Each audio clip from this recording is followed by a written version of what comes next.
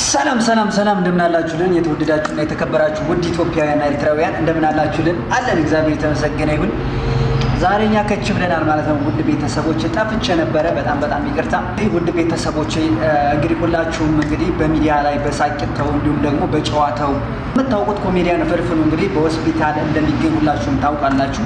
እውነት ለመናገር እኔም አጭር ስለማ በዚህ ጊዜ ነበር የሰማሁትና በጣም ነበር ያዘንኩት። በእውነት ነው የምነግራችሁ። ፈጣሪ ካለ ከቦታው ተገኝቼ የምጠይቀው ይሆናል ብዬ አስቤያለሁ። እና እንግዲህ ኮሜዲያን ፍልፍሉ እንግዲህ የስትሮክ እንዳለ ነው እንግዲህ ሁላችንም የምናውቀው። እንግዲህ በዚህ ላይ እንግዲህ ታዋቂውና ዝነኛው ማችን አዶናይ እንግዲህ ከቦታው ሄዶ አናግሮታል ማለት ነው። ያለውን ነገር እስኪ አብረን የምንሰማ ይሆናል። ውድ ቤተሰቦች ለፍልፍሉ እንግዲህ ለኮሜዲያን ፍልፍሉ እንግዲህ ልጆቹ ጋር እና ከቤተሰቦቹ ጋር እንደሚገናኝ ተስፋ አደርጋለሁ። በቅርብ እንደሚሻለው ተስፋ አደርጋለሁ። እንግዲህ ሁላችሁም እንግዲህ በያላችሁበት እንግዲህ ጸሎት እንድታደርጉለት ስል በአክብሮት እጠይቃለሁ ውድ ኢትዮጵያውያን። እስከዛ ድረስ ግን እንግዲህ ዝነኛውና ታዋቂው አዶናይ እንግዲህ ከጠገቡ ሄዶ እያጽናነው ነበረ። ቻሌንጅም እንግዲህ ደግሞ እንደሚያስጀምርለትም እንግዲህ ተናግሮ ነበር ማለት ነው። ውድ ቤተሰቦች እስኪ ያለውን ነገር ከአዶናይ አፍ አብረን የምንሰማ ይሆናል ማለት ነው።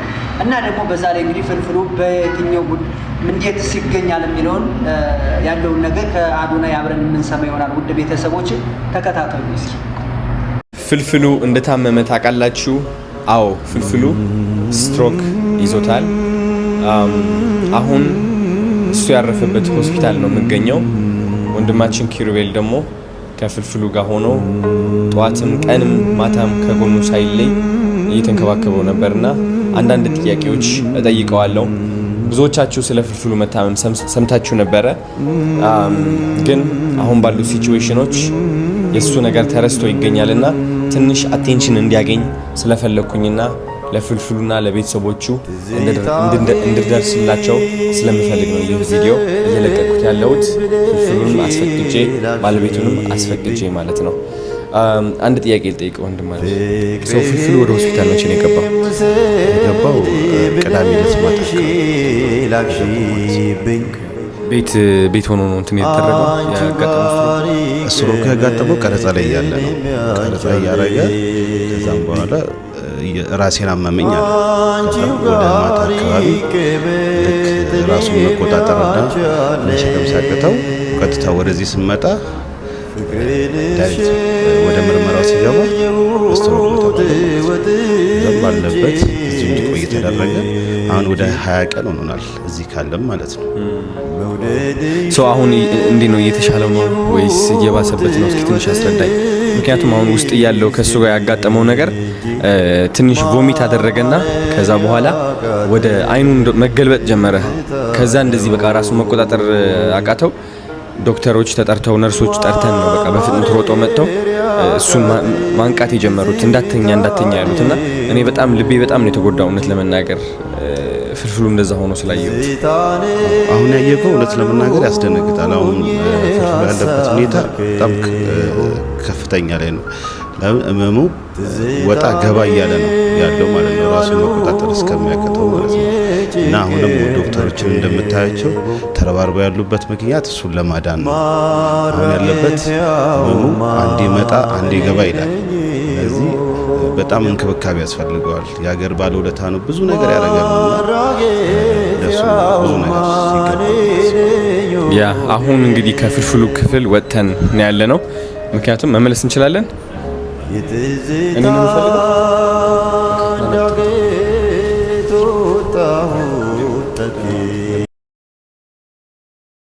ውድ ቤተሰቦች እንግዲህ እንደሰማችሁት ነው ማለት ነው። መጨረሻ ላይ ደግሞ ያለውን ነገር አሰማችኋለሁ ማለት ነው። አዶናይ እግዚአብሔር ይባርክ። አንተ የትንሽ አዋቂ ገና በ25 ዓመትህ ይህን ያክል አዋቂነት የሰጠህ እግዚአብሔር ክብር ምስጋና ይግባው። እውነት በጣም የትንሽ አዋቂ ነህና ፈጣሪ ያክብርህ። ኮሜዲያን ፍልፍሉ እንግዲህ ወንድማችን አስቂያችን እሱ ሲታመም ሳይሆን ሲስቅ ነው የሚያምርበትና እግዚአብሔር አምላክ ወደ ነበረበት የፍቅርና ሳቂተው እንዲመልሰው ሲሄድን ሁላችንም እንጸልይለታለን፣ እግዚአብሔርን እንለምንለታለን ማለት ነው። በያለበት እንግዲህ ሁላችሁም እግዚአብሔር ይማረ ብያላችሁ ሁላችሁም ኮመንት ላይ ጣፉልኝ ውድ ቤተሰቦች። ኮሜዲያን ፍልፍሉ እኛ የምናውቀው በሳቂታው ነው። እኛ የምናውቀው በፈገግታው ነው። ሰምታችሁት ከሆነ እመም ለሰው አይነገርም፣ ለሰው ስናገር ደግሞ ይጨንቃቸዋል። እኔ የሚያምርብኝ ስጫወትና ሳዝናና ነው፣ እመሜን ለሰው አልናገርም ነበር ያለውና ከዚህ ጋር ምን መሰላችሁ? ብዙዎቻችን እመማችን ለሰው መናገር የምንፈልገው ነገር አለ፣ ለሰው መናገር የምንፈልገው ነገር አለ። ነገር ግን ለሰው ባለመናገራችን ውስጣችን እየተጎዳ አጋይ ሳይኖረን በዱር በገደሉ የቀሩ ብዙ ወንድሞችና እህቶች አሉ። ምን መሰላችሁ? አንዳንዴ ውስጣችን ለሰው ከምንናገር ለእግዚአብሔር ብንናገር የሚቀል ይመስለኛል። ነገር ግን ብዙ ደጋግ ኢትዮጵያውያኖችም አሉ። የውስጣችን ብንናገር የውስጣችን ብናወራ የሆነ ቫልዩ ያገኛል ብዬ ነው የማስበው። ስለዚህ በውስጣችን ያለውን ህመማችን አስተምረንበት ብንናገር ባይኔ በራስ በኩል አንደኛ የራሳችን ውስጣችንን ለእግዚአብሔር መናገር፣ ከእግዚአብሔር አልፈን ደግሞ ለሰው መናገር ደግሞ አንዳንዴ ትልቅ ነገር ነውና ማችን ፍልፍሉም እንግዲህ በእንደዚህ ሀሳብ ነበር ያነሳውና እግዚአብሔር አምላክ ይማረው፣ ወደ ድሮ ሳቂቶና ፈገግታው እግዚአብሔር ይመልሰው። እኔ ስሰማ በጣም ነው ያዘንኩት። ምክንያቱም የዋ ሰው ሲንገላታ በመም ላይ እንዲሁም በዛ ላይ በከባድ መም ላይ ሲንገላታ እጅግ በጣም ነው የማዝነው። እመቤቴን ነው የምነግራችሁ እና ፈጣሪ አምላክ ምሕረቱን ይላክለት እና ፍልፍሉ ወንድማችን እንግዲህ እግዚአብሔር ይማረ። እግዚአብሔር ካለ እንግዲህ በቅርቡ ሂጄ እምጠይቀው ይሆናል። ያለበትን ሆስፒታልም እንግዲህ በደንብ አጣርቼ ሂጄ እምጠይቀው ይሆናል ማለት ነው። አቅሜ የፈቀደውን ሂጄ እምጠይቀው ይሆናል። ውድ ቤተሰቦች እናንተም እንግዲህ በያላችሁበት እግዚአብሔር ይማረ እያላችሁ ጸልዩለት ማለት ነው። ውድ ቤተሰቦች ይቅርታ ጸልዩለት እና ሌላው ደግሞ ምን መሰላችሁ? ሌላው እንግዲህ እዚህ ጋር የምታያቸው አባታችን እንግዲህ የ180 ዓመት አዛውንት ናቸው፣ ናቸውና የሙስሊም እምነት ተከታይ ናቸው። እንግዲህ ከ160 በላይ ልጆች እንግዲህ እንዳላቸው እንግዲህ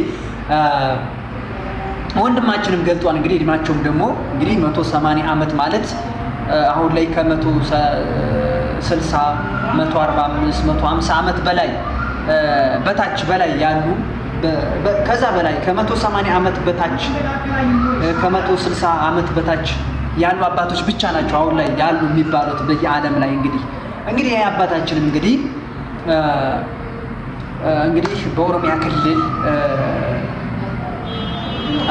በኦሮሚያ ክልል አካባቢ ነው ምናምን እንደዛ ነበር ያለው መሰለኝና እንግዲህ ይሄ የ180 ዓመት እድሜ ባለጸጋ አባታችን እውነት በጣም የሚገርም ነው። ከ160 ልጆች በላይና ከ500 የልጅ ልጅ እንዳላቸው ነው እንግዲህ ሰውየው እየገለጠ ያለው ማለት ነው። እስኪ እንስማው። ሰላም ጤና ይስጥልኝ። በምስሉ ላይ የምትመለከቷቸው አዛውንት አባዳሉ ጃርሶ ይባላሉ። አርሲ ነንሰቦ አካባቢ ነዋሪ ናቸው። እንግዲህ በ180 ዓመት እድሜ እንዳላቸውና 160 ልጆች ከዚህ ውስጥ ደግሞ 500 የልጅ ልጆች በቃ እድር እኮ ያስፈልጋቸውም ብቻቸውን ሀገር ናቸውና ሁለቱም ጆሮአቸው ይሰማሉ፣ አይናቸው እንደዚሁ ይሰራል። ጥራጥሬን የሚበሉ ተብሏል እና ልጆቻቸው እንደውም የሚገርመው እኮ ጥርሳቸውን ሁሉ ነቅለዋል። እሳቸው ግን እስካሁን ድረስ በጥሩ ጤንነት ላይ እንዳሉ ነው እየተገለጸ ያለውና የፈጣሪ ስራ በጣም ይገርማል።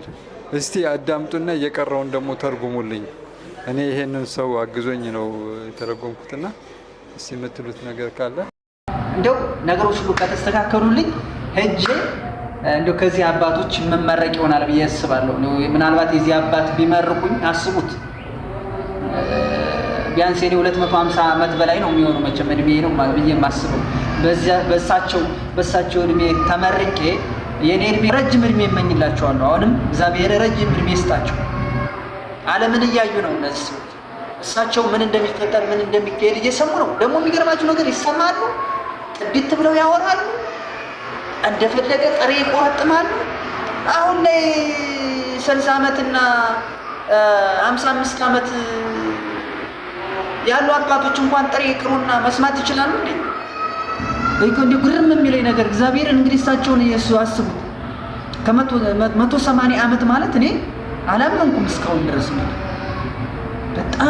በጣም ረጅም ጊዜ እኮ ነው። በጣም ረጅም ጊዜ እኮ ነው። በጣም የሚገርም ነው። በጣም የሚገርም ነው። መጨረሻውን ያለውን ነገር እንግዲህ እስኪ